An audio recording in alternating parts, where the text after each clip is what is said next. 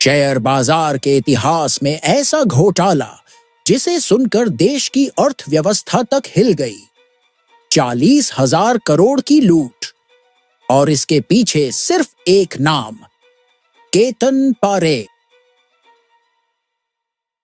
दोस्तों, ये कहानी है एक ऐसे इंसान की जिसने सिर्फ अपने दिमाग और जुगाड़ से पूरा शेयर बाजार हिला दिया। लेकिन ये जीनियस दिमाग आखिरकार एक घोटाले का हिस्सा बन गया।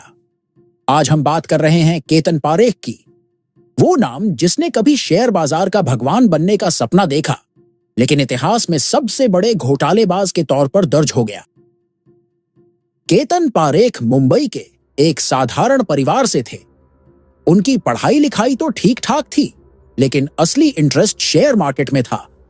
पढ़ाई के बाद उन्होंने चार्टर्ड अकाउंटेंसी की और वहीं से शेयर बाजार की बारीकियां सीखी। उन्होंने देखा कि बाजार में अगर सही वक्त पर सही पैसा लगाया जाए तो करोड़पति बनना मुश्किल नहीं। और यहीं से शुरू हुआ केतन का सफर, एक छोटे दलाल से लेकर बिग बुल बनने तक। 1990 के दशक में केतन पारेख का नाम हर निवेशक की जुबान पर था। उन्होंने K10 स्टॉक्स नामक शेयरों का एक ग्रुप बनाया। ये वो कंपनियां थीं जिनमें उन्होंने पैसा लगाया और उनके शेयरों के दाम आसमान छूने लगे। उनका करिश्मा ऐसा था कि लोग आंख मूंद कर उनके बताए शेयर खरीदने लगे। लेकिन जैसा कहते हैं, हर ऊंचाई के पीछे एक गहरी खाई छुपी होती है। केतन पारेख ने न सिर्फ लोगों का भरोसा जीता, बल्कि उन्होंने बैंक और फाइनेंशियल इंस्टीट्यूशंस का पैसा भी इस्तेमाल करना शुरू कर दिया।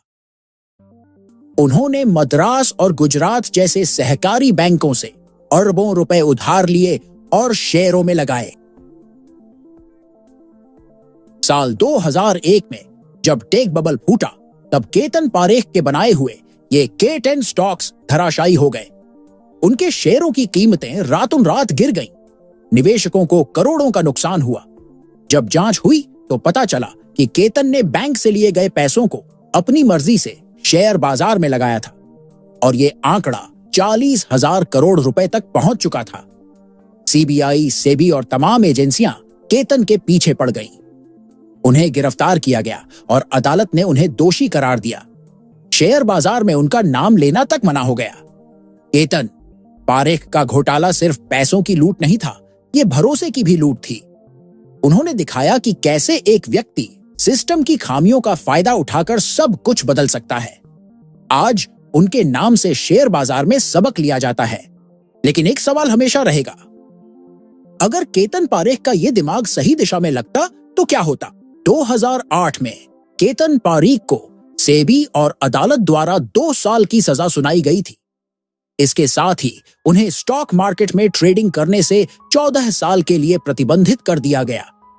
केतन पारेख के ऊपर अभी भी कुछ आर्थिक मामले और कानूनी प्रक्रियाएं चल रही हैं।